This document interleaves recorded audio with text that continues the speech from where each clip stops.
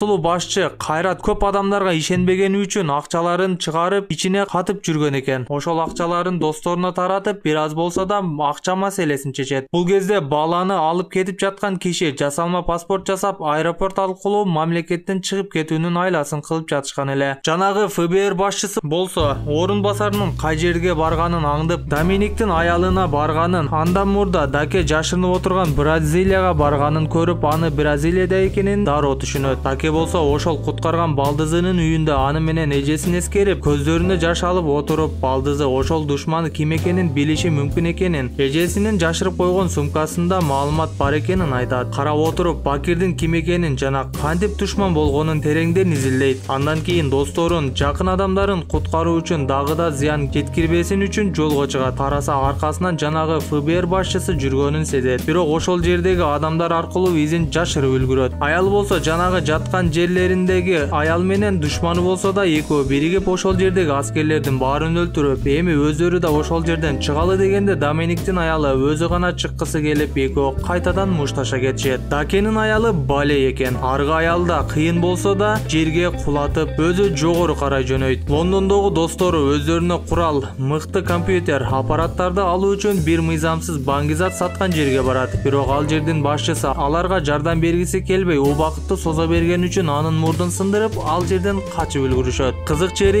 эми башталат достор. Аны айтуудан мурда каналыбызга катта элек болсоңуз, катталып, коңгурочону басып кетиңиздер. Кинонун уландысында алардын соңку варианты, башкача айтканда, Стэтхэм гана калган болчу. Бирок аны менен аралары бир аз жакшы эмес эле. Ошон үчүн арасынан бирөө гана кирип сүйлөшмөй болот. Кире сала экөө мушташа кетишет. Жада калса сүйлөшүшпөйт да. Ошентип турганда аркаларынан спецназдар келип калат. Алар кантип турган жерлерин таап алышканы бизге белгисиз. Анан спецназтардын баарын кыйраткандан кийин Стэтхэм аларга бир аз болсун жардам берүүгө көнөт. Анын курал жарак сактаган жерине барганда анын апасы да коркунучта. Башкача айтканда, ал да издөөдө экенин көрүп, ал өзү да куралдарын камдап алып жолго аттанат. Балдарга болсо каалаган нерсесин алса болорун айтып өзү жөнөп кетет. Бала менен жанагы киши болсо самолетто бара жатканда алардын артынан киши түшкөнүн байкап калып, самолеттон кандайдыр бир кичинекей самолет менен качууга үлгүрүшөт. Доминик чыгып кеткенден кийин артынан Бакир келип, балдызын да колго түшүрөт. Доминикти болсо 9-бөлүмдө сейфти уурдаган зданияда тузакка түшүрүп, спецназдарга тутуп берет. Аялы болсо эптеп бир кубур аркылуу сыртка чыктым деп ойлогондо караса эле Антарктикада экен эле. Кайра артка кайтып, жылуу кийимдерин кийип, жанагы мушташкан аял экөө кайрадан чыгышат. Доминикти болсо алып кетип жатышканда, жанагы 9-бөлүмдө Бакирдин атасын өлтүргөн жерге келгенде, кетип бара жаткан машинага чабуул коюп, Доминикти өлтүрмөй болушат. Бирок бул нерсени эптей алышпайт, себеби арттан жанагы ФБРдин зам директору жардамга келет. Балдызын да куткарганы менен Бакирдин запастагы план аркылуу кутулууга жетишет. Зам директор жарадар болуп калат. Аны балдызына тапшырып, ооруканага жөнөтүп, жанагы ФБРдин директору болсо Доминикке ошол окуядан кийин ишенип, ага жардам берүүсүн айтат. Качууга жетишкен баласы менен жанагы киши Португалияга келишет. Доминик менен ошол жерде жолугушууга сүйлөшкөн эле. Бирок пландагыдай болбойт, себеби жанагы урушта баласынын кай жерде экенин билип, Бакир ошол жакты карай жөнөгөн эле. Доминик да аларды куткарууга ашыгат. Бул учурда достору болсо бир самолет менен жардамга келип жатышкан. Ошол күнү бир нерсе болорун сезишкен болчу. Ошондуктан бири-биринен акыларын кечиришин сурап, достуктарын дагы да бекемдеп алышат. Кинонун дагы да кызык жагы BMW сүйүүчүлөрүнө өтө жагат деген ойдомун. Себеби жанагы баласы турган жерге Бакир адамдарын легендарлуу BMW E34 машинасы менен колго алууга жөнөтөт. Алар